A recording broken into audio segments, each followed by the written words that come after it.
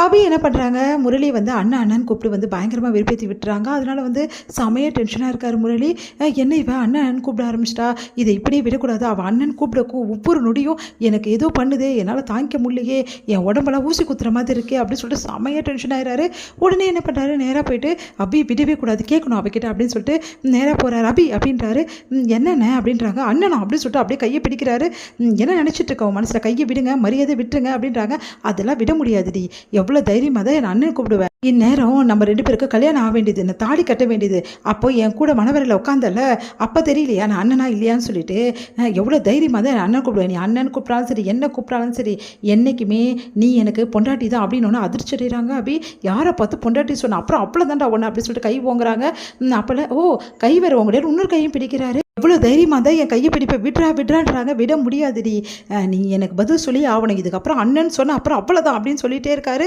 என்ன நினச்சிட்டு இருக்க உன் மனசில், உனக்கு ஞாபகம் இல்லையா, உன்னை எப்படியும் வந்து ஏமாற்றி உன்னை கல்யாணம் பண்ணணும்னு நினச்சேன். ஆனால் நீ வந்து என் வழியில் விழலை, அப்படியே எஸ்கேப் ஆகிட்ட. அது மட்டுமா, இங்கே வந்து ராகாவுக்கு பொண்டாட்டியாக இருக்க. உன்னை எப்படியாவது வந்து அடையணும்னு நினச்சேன், எல்லாமே வேஸ்ட்டாக போயிடுச்சு. சரி அது போட்டோன்னு சொல்லிட்டு என் வாழ்க்கையில் எவ்வளோ பிரச்சனை இருக்குது தெரியுமா. நான் விருப்பம் இல்லாமல் இந்த சொத்துக்காக தான் கல்யாணம் பண்ண அஞ்சலியை. ஆனால் அதை நீ புரிஞ்சுக்காமல் இப்போ வரைக்கும் வந்து என்னை வெறுப்பேற்றிட்டே இருக்க, என்கிட்ட இருந்து விலகி போயிட்டே இருக்க, உன்னை விட மாட்டேன் அப்படி சொல்லிகிட்டே இருக்காரு. கரெக்டாக இது எல்லாத்தையுமே ஆகாஷ் வந்து கேட்டுறாரு. ஆகாஷ் பயங்கரமாக அதிர்ச்சி அடைகிறாரு. உடனே மாமா அப்படி சொல்லிட்டு பயங்கரமாக கத்துறாரு. முரளி ஆகாஷை பார்த்து அதிர்ச்சி அடைகிறாரு.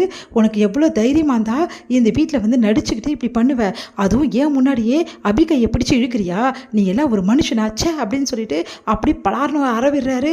அப்படியே போய் முரளி விழுந்துடுறாரு. எவ்வளோ தைரியமாக இருந்தால் என் அக்காவுக்கு துரோகம் பண்ணிட்டு அபியும் வந்து இந்த மாதிரி ஏமாத்திருப்ப, உனக்கு எவ்வளோ தைரியண்டா இருக்கும், இதுக்கப்புறம் ஒரு நிமிஷம் கூட இந்த வீட்டில் நீ இருக்கக்கூடாதுரா அப்படின்னு சொல்லிட்டு பலார்னு அறையிறாரு. உடனே அந்த டைமில் கரெக்டாக அஞ்சலி ஓடி வராங்க. என்னாச்சு, எதுக்காக வந்து நீ அவரை அடிக்கிற, ஆகாஷ் சொல்லு, எதுக்காக இப்படி மாமா அடிக்கலாமா அப்படின்னு சொல்லிட்டு கேட்குறாங்க. உடனே வந்து அக்கா நான் சொன்னேன்னா உண்மை நடந்ததை நீயும் அடிப்பக்கா, இவர் அபிக்கிட்ட தப்பாக நடக்க பார்த்தாருக்கா அப்படின்னு ஒன்று அதிர்ச்சி அடைகிறாங்க. நீ என்ன சொல்கிற, நான் நம்ப மாட்டேன், அப்படியே நடந்திருக்காரு, அவர் அப்படிலாம் பண்ண மாட்டார் அப்படின்னு ஒன்று.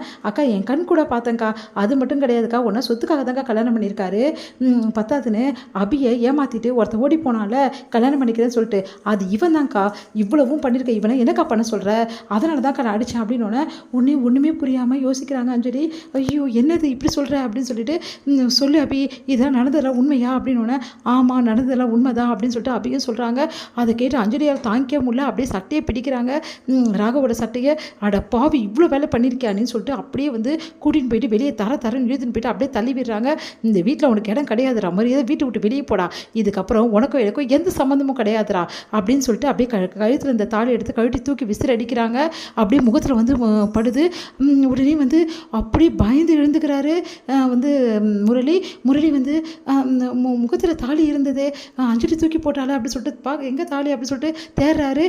இவ்வளோ நேரம் கனவா, நல்ல காலம், அண்ணன் ஏன் கூப்பிடுன்னு கேட்டுட்டு நான் போயிட்டு சண்டை போட்டிருந்தேன்னா இந்நேரம் பெரிய பிரச்சனையாக இருக்குமே, கண்டிப்பாக வீட்டில் யாரோ ஒருத்தர் கண்டிப்பாக பார்த்துருப்பாங்க, அதுக்கப்புறம் இந்த வீட்டில் நான் இருக்கவே முடியாது, இதுக்கு வேறு வழி தான் பண்ணணும், அபி அண்ணன் சொல்ல விடாமல் ஏதாவது ஒன்று பண்ணியே தீரணும், ஆனால் நேரடியாக அபிக்கிட்ட கேட்கக்கூடாது, அப்புறம் நான் யாருன்னு எல்லாருக்கும் தெரிஞ்சு போயிடும் அப்படின்னு சொல்லிட்டு யோசிக்கிறாரு. இங்கே வந்து ரொம்ப வெறுத்து இருக்காரு.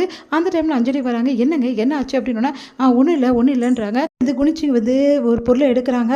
அப்போ கரெக்டாக அவங்களோட தாலி வந்து அப்படியே வந்து நிற்கிது. அதை பார்த்துட்டு பயங்கரமாக அதிர்ச்சி அடைகிறாரு. தாலியை வந்து அஞ்சலி வீசி வந்து அவர் முகத்தில் எரிஞ்சதை நினச்சி பார்த்து அவருக்கு ரொம்ப பயமாக இருக்குது. பார்த்து அஞ்சலி ரொம்ப பயப்படுறாரு. என்னாச்சுங்க உங்களுக்கு அப்படின்றாங்க. இதோட முடியுது.